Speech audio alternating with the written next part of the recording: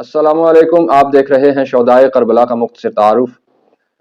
واقعہ کربلا صرف ایک دردناک واقعہ نہیں بلکہ ایک ترازو بھی ہے جس پر قیامت تک کے لیے حق اور باطل کو تولا بھی جا سکتا ہے اور پرکھا بھی جا سکتا ہے۔ ہماری زندگی میں دو ہی راستے ہوتے ہیں، نیکی اور بدی کا راستہ، ظلم اور عدل کا راستہ، اچھائی اور برائی کا راستہ۔ تیسرا کوئی راستہ ہماری زندگی میں موجود نہیں ہے۔ جو بھی ظلم کے خلاف غیر جانبدار ہونے کا دعویٰ کرتا ہے وہ خود ظالم ہے۔ خواتین و حضرات، ہم اپنی زندگی میں مختلف کردار نبھاتے ہیں، کبھی والدین کا کردار، کبھی بہن بھائی کا کردار، کبھی اولاد کا کردار، کبھی مسلمان یا مومن ہونے کا کردار، کبھی ایک وفادار شہری ہونے کا کردار۔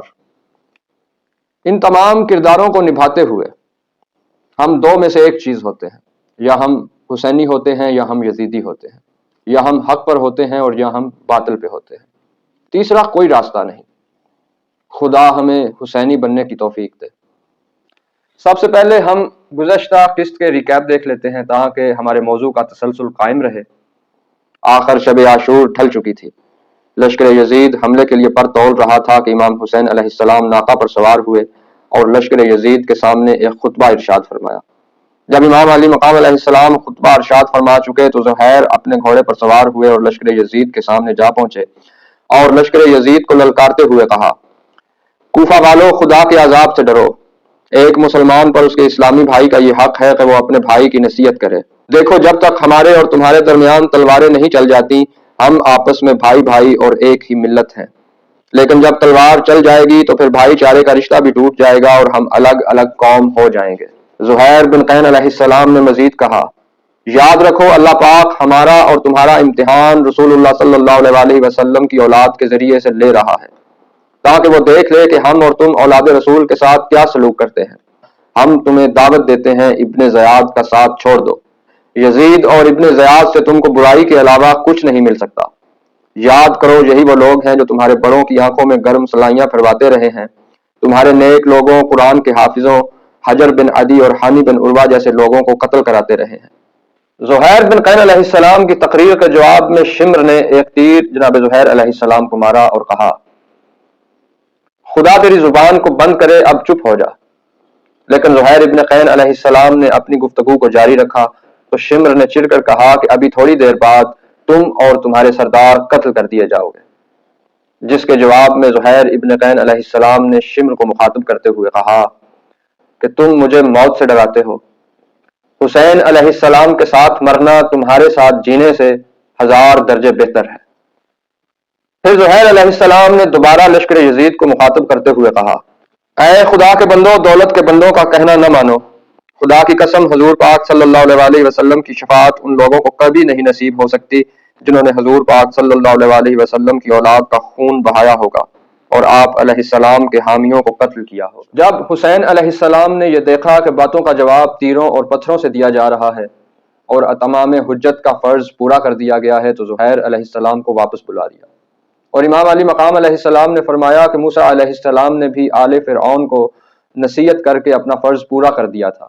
زہیر، تم نے بھی اپنا فرض پورا کر دیا ہے، لیکن اب نصیحت اور تبلیغ سے کوئی فائدہ نہیں۔ یہ ایک عام رویہ ہے کہ جب کوئی جماعت دلائل کا جواب نہیں دے پاتی تو لڑائی اور جھگڑے پر اتر آتی ہے۔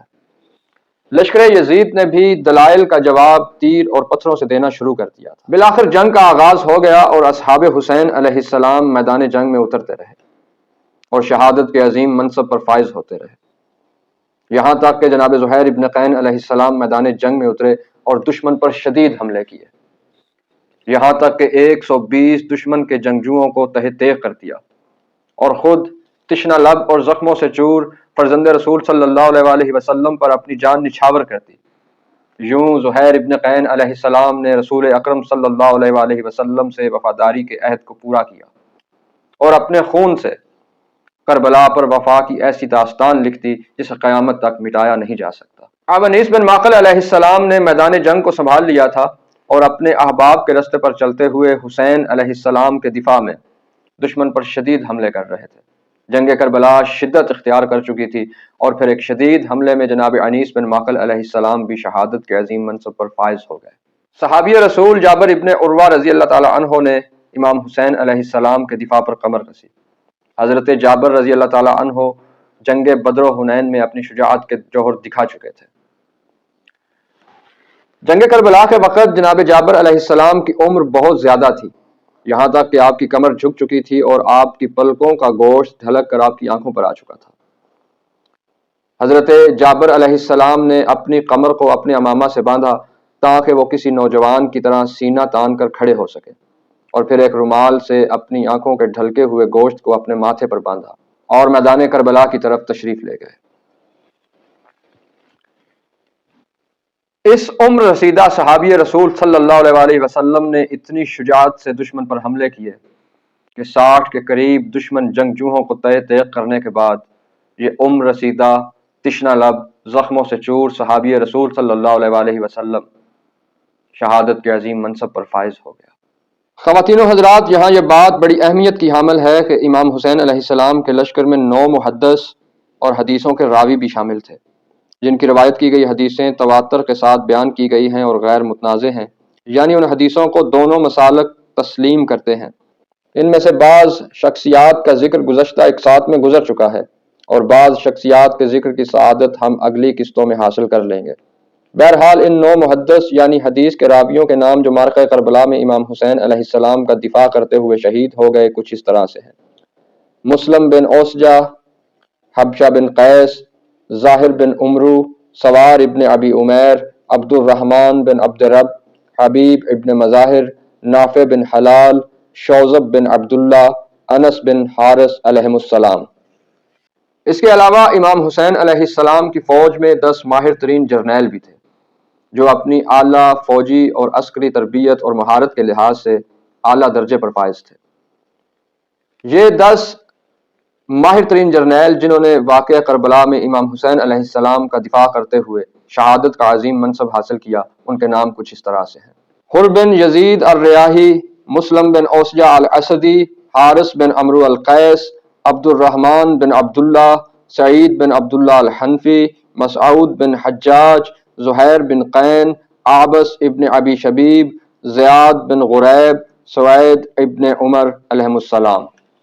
اس کے علاوہ خواتین و حضرات، واقعہ کربلا میں 9 اصحاب رسول صلی اللہ علیہ وسلم نے جناب امام حسین علیہ السلام کا دفاع کرتے ہوئے شہادت کا عظیم منصب حاصل کیا۔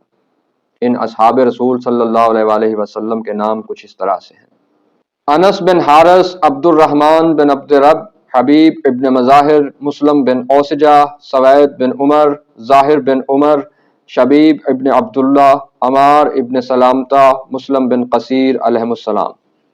اس کے علاوہ جنگ کربلا میں امام حسین علیہ السلام کا دفاع کرتے ہوئے شہید ہونے والی شخصیات میں کچھ حافظ قرآن شخصیات بھی شامل تھیں۔ ان قرآن کے حفاظ جو کربلا میں شہید ہوئے ان کے نام کچھ اس طرح سے ہیں: سید القرا بریر ابن خزیر، عبد الرحمن بن عبد رب انصاری، قنانہ بن عتیق، نافع بن حلال، حنظلہ ابن اسعد علیہ السلام، اور بعض کتب میں غلام ترکی کا نام بھی آتا ہے۔ پروگرام کے آخر میں دعا ہے کہ رب کریم ہمیں حسین علیہ السلام کے رستے کو جاننے اور سچے دل سے اس پر چلنے اور عمل پیرا ہونے کی توفیق عطا فرمائے۔ آمین۔ اللہ حافظ۔